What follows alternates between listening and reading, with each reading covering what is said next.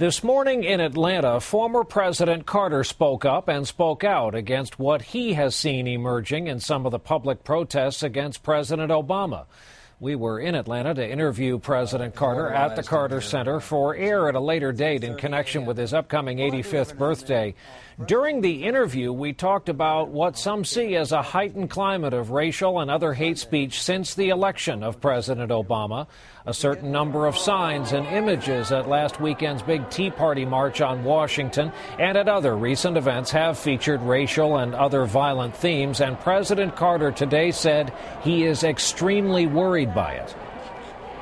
I think an overwhelming portion of the intensely demonstrated animosity toward President Barack Obama is based on the fact that he is a black man, that he's African American.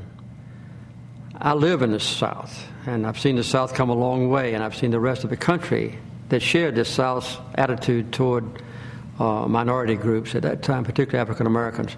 That racism inclination still exists. And I think it's bubbled up to the surface because of a belief among many white people, not just in the South but around the country, that African Americans are not qualified to lead this great country. It's an abominable circumstance and grieves me and concerns me very deeply.